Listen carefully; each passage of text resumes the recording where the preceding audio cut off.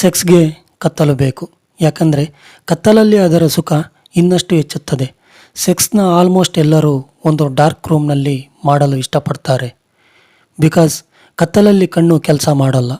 ಆಗ ಕಣ್ಣಿನಲ್ಲಿರೋ ಸಿದ್ಧಾಂತ ಇನ್ನಿತರ ಇಂದ್ರಿಯಗಳಿಗೆ ತಲುಪುತ್ತದೆ. ನಮ್ಮ ಬಾಡಿಲಿ ಕಣ್ಣು ತುಂಬ ಪವರ್ಫುಲ್. ನಮ್ಮಲ್ಲಿರೋ ಪವರ್ನ 80% ಕಣ್ಣುಗಳೇ ಉಪಯೋಗಿಸಿಕೊಳ್ತಾವೆ. ಇನ್ನು ಮಿಕ್ಕಿದ 20% ಶಕ್ತಿಯನ್ನು ಇನ್ನಿತರೆ 4 ಇಂದ್ರಿಯಗಳು 1ಕ್ಕೆ 5ರಂತೆ ಉಪಯೋಗಿಸಿಕೊಳ್ತಾವೆ. ಸೊ ಇದಕ್ಕೆ ಕತ್ತಲಲ್ಲಿ ಸೆಕ್ಸ್ ಮಾಡಿದರೆ ಆ ಕಣ್ಣು ಉಪಯೋಗಿಸುವ 80% ಸಿದ್ಧಾಂತವು ಇನ್ನಿತರ 4 ಇಂದ್ರಿಯಗಳಿಗೆ ತಲುಪುತ್ತದೆ. ಸೆಕ್ಸ್ನಲ್ಲಿ ಕಿವಿಗೆ ಅಷ್ಟೇನೂ ಕೆಲಸ ಇರೋದಿಲ್ಲ. ಸೊ ಅದರ ಶಕ್ತಿ ಕೂಡ ಮಿಕ್ಕಿದ ಇಂದ್ರಿಯಗಳಿಗೆ ಹೋಗುತ್ತದೆ. ಅಂದರೆ ನಾಲಿಗೆ, ಮೂಗು, ಸ್ಪರ್ಶಕ್ಕೆ ಈ 80% ಶಕ್ತಿ ತಲುಪುತ್ತದೆ. ಸೆಕ್ಸ್ನಲ್ಲಿ ಶ್ವಾಸ ಅನ್ನೋದು ಮೇನ್ ರೋಲ್ ಆಗಿರುತ್ತೆ. ಅಕಸ್ಮಾತ್ ನಿಮ್ಮ ಬ್ರೀತಿಂಗ್ ಹೆಚ್ಚಾಗಿ ಮಾಡಿದರೆ ನಿಮಗೆ ಸ್ಪರ್ಮ್ ಬೇಗ ಹೊರಬರುತ್ತದೆ. ಆದ್ದರಿಂದ ಫಾಸ್ಟ್ ಬ್ರೀತಿಂಗಿಂದ ಸೆಕ್ಸ್ನ ಸವಿಯಲು ಆಗುವುದಿಲ್ಲ. ನಿಮಗೆ ಈ ವಿಷಯ ಗೊತ್ತಿರಬಹುದು. ಯಾವ ಜೀವಿ ಹೆಚ್ಚು ಬ್ರೀತಿಂಗ್ ಮಾಡುತ್ತೋ ಆ ಜೀವಿ ಬೇಗ ಸಾಯುತ್ತೆ. ಕಡಿಮೆ ಶ್ವಾಸ ತಗೊಳ್ಳೋ ಪ್ರಾಣಿ ತುಂಬ ಕಾಲ ಬದುಕುತ್ತೆ.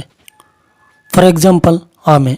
ಅದು 1 ನಿಮಿಷಕ್ಕೆ 4 ಬಾರಿ ಮಾತ್ರ ಉಸಿರಾಡುತ್ತೆ. ಆದರೆ ಅದು 200 ವರ್ಷಗಳ ಕಾಲ ಬದುಕುತ್ತೆ. ಇನ್ನೂ ಹೈಯೆಸ್ಟ್ ಅಂದರೆ 400 ವರ್ಷಗಳು. ನಮ್ಮ ಜಗತ್ತಿಗೆ ಕೊಡುಗೆಯಾದ ಯೋಗ ಹೆಚ್ಚಾಗಿ ಉಸಿರಾಟದ ಸುತ್ತ ಸುತ್ತುತ್ತದೆ.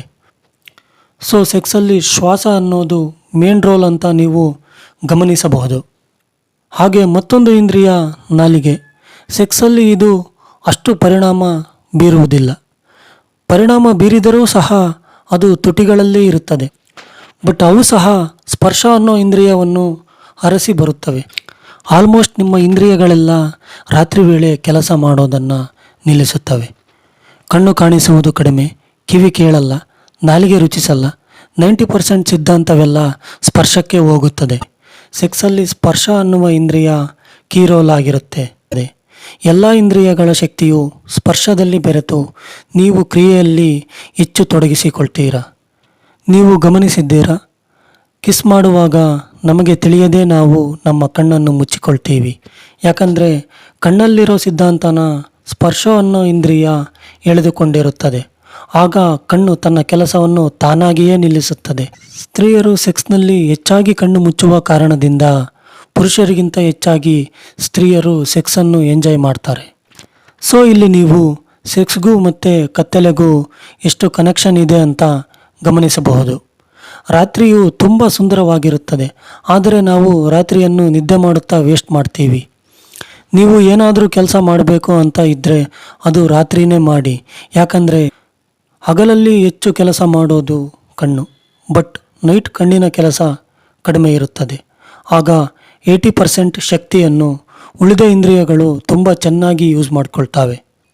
ನೀವು ಊಟ ಮಾಡುವಾಗ 80% ಶಕ್ತಿ ನೋಡೋದಕ್ಕೆ ಖರ್ಚಾಗುತ್ತೆ. ಉಳಿದ 20% ಮಾತ್ರ ರುಚಿಗೆ ಖರ್ಚಾಗುತ್ತೆ. ರೆಸ್ಟೋರೆಂಟ್ನವರು ಈ ಟ್ರಿಕ್ನ ತುಂಬ ಚೆನ್ನಾಗೇ ಪ್ಲೇ ಮಾಡ್ತಾರೆ. ಅದಕ್ಕೆ ರೆಸ್ಟೋರೆಂಟ್ಗಳಲ್ಲಿ ತುಂಬ ಕಡಿಮೆ ಲೈಟ್ ಇರುತ್ತೆ. ನೀವು ಮ್ಯೂಸಿಕ್ ಲವರ್ ಆಗಿದ್ದರೆ ಆ ಸಾಂಗ್ನ ಕತ್ತಲಲ್ಲಿ ಕೇಳಿ. ಆಗ ಅದರ ಗ್ರೇಟ್ನೆಸ್ ಅರ್ಥ ಆಗುತ್ತೆ. ನೀವು ಗಮನಿಸಿದ್ದೀರಾ? ಪಬ್ಬಲ್ಲಿ ಕೂಡ ಕತ್ತಲೆ ಇರುತ್ತೆ.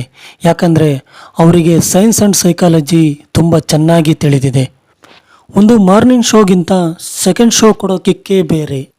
ಸೊ ಮೇಧಾವಿಗಳು ರಾತ್ರಿಯನ್ನು ತುಂಬ ಚೆನ್ನಾಗಿ ಯೂಸ್ ಮಾಡ್ಕೊಳ್ತಾರೆ. ಬಟ್ ನಾರ್ಮಲ್ ಮನುಷ್ಯರು ರಾತ್ರಿಗಿಂತ ಡೇ ಟೈಮ್ನೇ ಜಾಸ್ತಿ ಇಷ್ಟಪಡ್ತಾರೆ. ಇದಕ್ಕೆ ಕಾರಣ ತಮ್ಮಲ್ಲಿ ಸಬ್ಕಾನ್ಷಿಯಸ್ ಇಲ್ಲದಿದ್ದರೂ ಸಹ ರಾತ್ರಿ ಅಂದರೆ ಭಯ ಅಂತ ಹೇಳ್ಕೊಳ್ತಾರೆ. ಹಗಲು ಕೂಡ ಒಳ್ಳೆಯದೇ, ಬಟ್ ಅದು ನಮ್ಮ ಇಂದ್ರಿಯ ಶಕ್ತಿಯನ್ನು ಕತ್ತರಿಸುತ್ತದೆ. ಇನ್ನು ಮುಖ್ಯವಾದ ವಿಷಯ ಏನಂದರೆ, ನಮ್ಮ ಕಣ್ಣು ಪಾಪಿಷ್ಟಿಗಳಂತೆ ಅನ್ನೆಸೆಸರಿಯಾದ ಎಲ್ಲವನ್ನೂ ಕೂಡ ಅಡ್ಡಾದಿಡ್ಡಿಯಾಗಿ ನೋಡುತ್ತಾ ನಮ್ಮ ಸಮಯ ವ್ಯರ್ಥ ಮಾಡುತ್ತವೆ. ಬ್ಲೈಂಡ್ ಪೀಪಲ್ನ ನೋಡಿ. ಅವರಿಗೆ ಸ್ಪರ್ಶ, ರುಚಿ, ವಾಸನೆ ಶಕ್ತಿ ಮತ್ತು ಕೇಳಿಸಿಕೊಳ್ಳುವ ಶಕ್ತಿ ಎಷ್ಟು ಪವರ್ಫುಲ್ಲಾಗಿ ಕೆಲಸ ಮಾಡುತ್ತವೆ. ಅವರು ನೋಡಲಾಗದ ಕಣ್ಣಿನ ಶಕ್ತಿಯನ್ನು ಕೇಳಿಸಿಕೊಳ್ಳುವ ಇಂದ್ರಿಯಗಳಿಗೆ ಬಳಸಿಕೊಳ್ತಾರೆ. ಸೊ ಅಂತಿಮವಾಗಿ ಹೇಳೋದು ಇಷ್ಟೇ, ರಾತ್ರಿ ಅನ್ನೋದು ತುಂಬ ಪವರ್ಫುಲ್. ರಾತ್ರಿ ವೇಳೆ ನಮ್ಮ 5 ಇಂದ್ರಿಯಗಳ ಶಕ್ತಿಯನ್ನು ಒಂದೇ ಇಂದ್ರಿಯದಲ್ಲಿ ತೊಡಗಿಸಲು ತುಂಬ ಚೆನ್ನಾಗಿ ಉಪಯೋಗವಾಗುತ್ತದೆ. ನಮ್ಮ ಬ್ರೈನ್ ಹಗಲಿಗಿಂತ ರಾತ್ರಿ ವೇಳೆಯೇ ಹೆಚ್ಚು ಫೋಕಸ್ ಆಗಿ ಕೆಲಸ ಮಾಡುತ್ತೆ. ತುಂಬ ಸರ್ವೆಗಳಿಂದ ತಿಳಿದು ಬಂದಿದ್ದು ಏನಂದರೆ ಮೇಧಾವಿಗಳು ತಮ್ಮ ಕೆಲಸಗಳನ್ನು ರಾತ್ರಿ ವೇಳೆಯೇ ಹೆಚ್ಚು ಮಾಡೋದಂತೆ. ಜಗತ್ತಿನ ಸೃಷ್ಟಿಕರ್ತರೆಲ್ಲ ರಾತ್ರಿಗಳಲ್ಲಿ ತಮ್ಮನ್ನು ತಾವು ತೊಡಗಿಸಿಕೊಂಡು ದಣಿದವರೇ. ಸೊ ನಿಮ್ಮ ರಾತ್ರಿಯನ್ನು ನೀವು ಹೇಗೆ ಉಪಯೋಗಿಸಿಕೊಳ್ತೀರೋ ಅನ್ನೋ ವಿಷಯ ನಿಮ್ಮ ಕೈಯಲ್ಲೇ ಇದೆ.